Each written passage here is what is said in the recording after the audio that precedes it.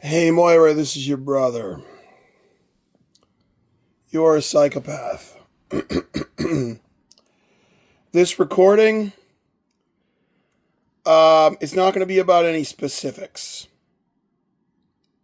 The topic of this recording is waste and parasites and psychopathy, psychopaths like you, and criminals. Um, I'm not going to talk about a lot of the underlying facts. I'm going to talk about some conclusions, and you're going to say I'm crazy or that I'm wrong. Don't bother. It's like your Wellesley College degree. I know your Wellesley College degree is illegitimate because you did not live on campus and you were not admitted to another undergraduate baccalaureate program before you were admitted to Wellesley. Period. Those are the only two facts you need to know, combined with Wellesley College's rules about residency, to know that your college degree was somehow obtained by fraud. The specifics I am not yet able to prove, but I know you obtained your Wellesley college degree by fraud somehow. Okay, so I'm just going to be stating conclusions in this message, and with combined with some observations.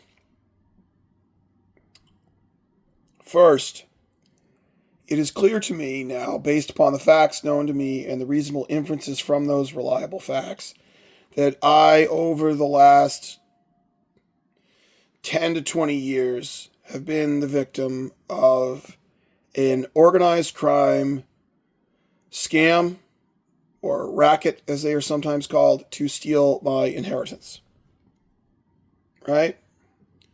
And this scam or racket began when you, Moira G. Dorsey, found 10 Fairview Street for the family when Mom and Dad and I decided to move back to Greater Boston from New Jersey. And I know this because the neighbors across the street, the Tembel-Poulos family who live at 11 Fairview Street, Newton, Massachusetts, are obviously Greek mobsters. The underlying facts have to do with real estate, and them calling the police on me when I accused them of being Greek mobsters and they didn't deny anything, and a few other things. Real estate transactions that are, obviously some sort of tax avoidance scheme or tax scam they're doing, and some other things. So I'm definitely the victim of a theft of inheritance scam or racket. And because, things began to go wrong for me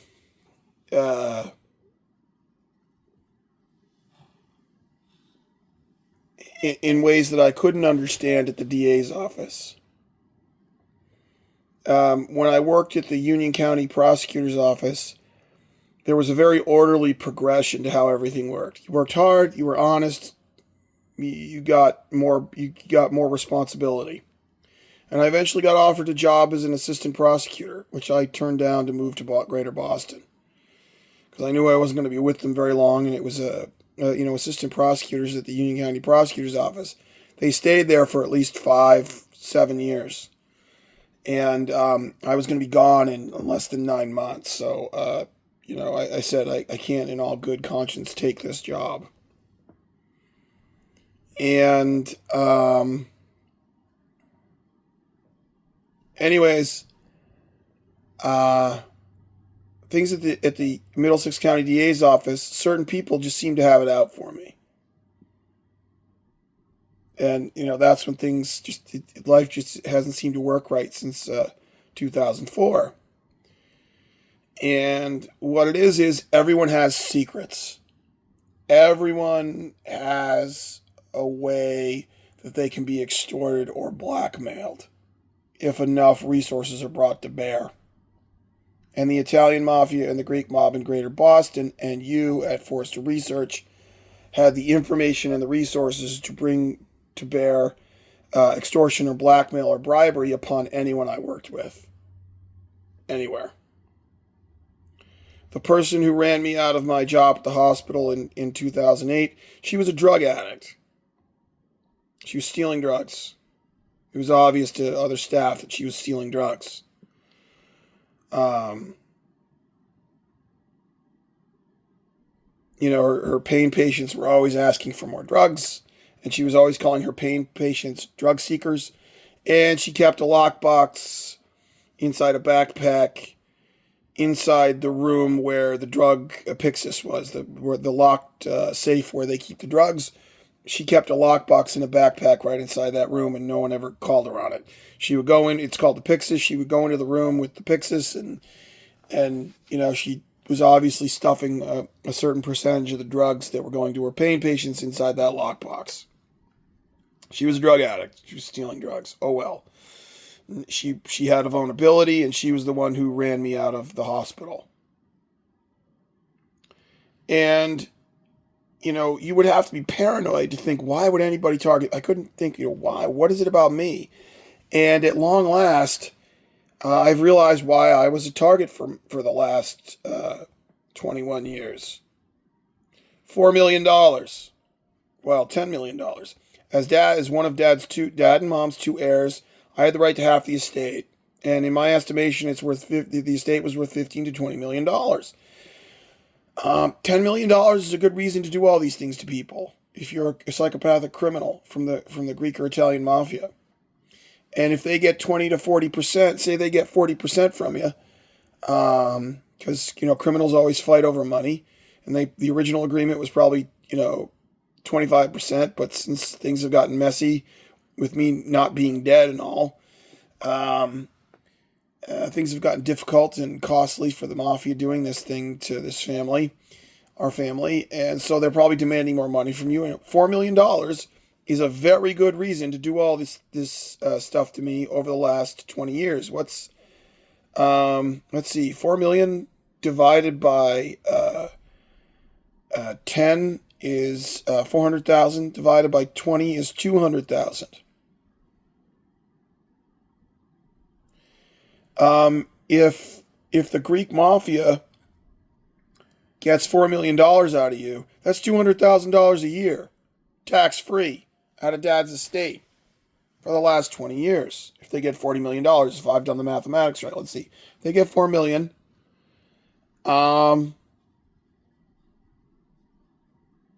if the Greek mafia gets $4 million out of you from a $20 million estate, because, they split, I was entitled to 10 or 11, but you and the Greek mob get that 10 or 11. They get 40%, that's $4 million. You get 6, you get an extra $6 million you were never going to get in the first place. You walk away from our family with $16 million instead of 10, and the Greek mafia gets 4. And divided by 20 years that they've said about destroying my life here and there, 4 million divided by 20, I think is, it's about $200,000 a year. That's well worth it. $200,000 a year for the, all they have to do is occasionally get me wrongfully fired from a job, or occasionally have a corrupt police officer who they're providing free prostitution services to threaten me with death. They only got to do 2 or 3 things a year, and they get $200,000 a year. That's a lot of money. That's a highly profitable crime, right? And it's tax-free. So this is a very plausible theory, and it's supported by facts. Anyways, not the least of which is I have effectively been disinherited. I have no idea what's going on with dad's estate. Someone killed my cats with poison. Someone sabotaged the brakes on my car. Someone destroyed my suit, so I can't go back to working as an attorney. And I'm destitute, so I don't have the money to buy suits to work as an attorney or a paralegal. And I'm powerless. And the Greek mob appears to be behind it all. And sometimes they're not shy about gaslighting me about the fact that they're behind it. So I have talked about some of the underlying facts here when I said I wouldn't, but here's the point. Waste. Waste. Moira, waste.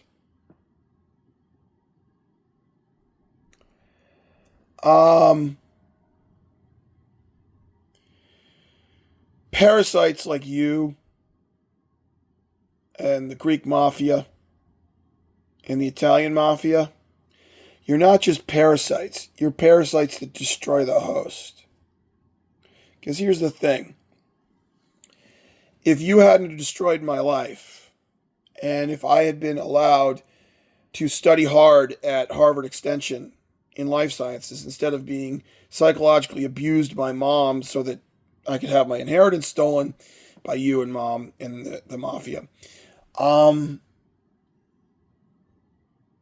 the Greek mob, I would be a physician right now, either in primary care or more likely emergency medicine. And I would be making somewhere around $400,000 a year because I would be working primarily as an emergency room physician, emergency department physician, but I would also be able to do insurance defense consultation as an attorney with modest litigation experience. I would be able to consult with, as lawyers say, I know how to ask a question and I know how to prove something. So I could sit down with lawyers at a law firm who were defending a doctor against some, fraudulent medical malpractice lawsuit, and explain to the lawyers I would have gone a person who had gone to law school and litigated a little bit, and a person who was an an attending emergency department physician, and I could talk to both parties, the client and the lawyers, about strategy and how to prove or disprove or defend a certain point. Because lawyers and doctors don't always understand each other. It's highly lucrative, and it can be very ethical. It can be extremely ethical. Because you're defending a good doctor against a fraudulent charge, and you're talking to the lawyers about how to do it. It's a very ethical thing to do, and it's also highly paid. It's like what Dad did at AMBAC. What Dad did at AMBAC was both good for the American public, the middle class and the working class, ethical, and highly paid. You and Mom burned that potential to the ground. That could have happened. It would have happened if I'd been allowed to work hard and left unmolested by psychological abuse from Mom and harassment from the Greek and Italian mafia through third parties that they were blackmailing or extorting, and sabotage of my career and my life and my schoolwork, etc. So you're not just a parasite. You and the Greek mafia and the Italian mafia in this in this inheritance theft scam or racket. You're not just parasites who stole $4 million. You're parasites who waste entire lives in the name of theft. I'm not married and I don't have children. If I had gone to medical school in 2009 or 2010, that was 16 years ago. I would have spent 4 years in medical school. I would have graduated in 2014 or 2015, and I would have completed residency. And if I haven't done all the research, but the training where probably after med school probably would have taken 7 years. So sometime around 2021, I would have become an attending emergency department physician. Sometime around 2021 or 2022. Dad could have easily paid for med school. I could have even, I would have met someone in med school. I could have done some writing in med school as an attorney in med school to supplement my cost, to defray costs, to reduce my costs. I definitely would have met somebody in med school and started having kids. So the waste here, Moira, is my life is destroyed. Dad doesn't have any grandchildren named Dorsey. He only has one grandchild, and he's dead. Mom only has one grandchild. There are no grandchildren named Dorsey. There's a woman out there who I would have married who married somebody else. That's fine, you know. But maybe she married a jerk who cheated on her. I have never cheated on any of my girlfriends. I really wanted to get married and have kids. I would have definitely found a lawyer or a doctor or a nurse who was also Catholic, who had the same worldview as I did. We would have found out that we liked to talk to one another. We would have gotten married, and we would have had 3 beautiful children. Well, they wouldn't have been supermodels, but they would have been smart, hardworking, kind, decent people that you would love to have as a neighbor. Those children will never exist, Moira, because you wanted $6 million. And the Greek mob wanted $4 million that I had the right to. And that's the waste, the no marriage, no children, no Christmases, no Thanksgivings, no cousins for Liam. Me not being able to be there for Liam for the PSAL championships. When the PSAL cross country championships, that he was the first or second finisher for the winning team at Van Cortlandt Park in New York City, where Uncle Edward ran, and Uncle Edward was the one who encouraged Liam to go out for cross country and track. And here's the other end of the waste. John Dorsey. Thomas Crawford Dorsey.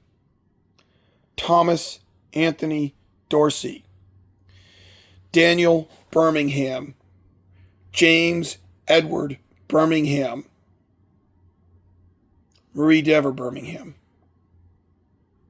Those are just some of the names of people who spent their entire friggin' lives, not so much Mom, but all of those people except for Mom worked their asses off their entire life so that you and I could have the opportunities we had in our lives. Thomas Crawford Dorsey died in Venezuela in his early 50s, probably serving his country. John Dorsey, I believe, immigrated to the United States from Donegal, or one of his ancestors did. Our ancestors survived Donegal so that you could obtain a Wellesley College degree by means of fraud. You've never been to Donegal, Moira. I have. I have been to Donegal. Slieve League.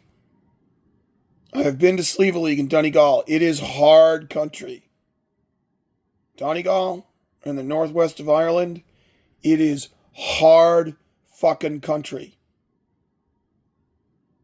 Our ancestors survived Donegal and Galway. If you've ever been to the Burren in Galway, it's hard country.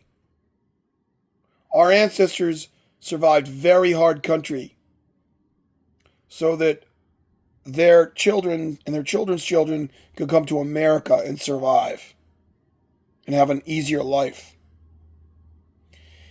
And you, Moira G. Dorsey, you burned all of that to the ground, all of that work going back 1,000 years. You burned it to the ground so that you could have $6 million and a fancy luxury apartment in a Rudin building on the Upper West Side of New York City, which in 100 years will be torn down. And in 20 years or 30 years, you'll be dead, and no one will give a shit.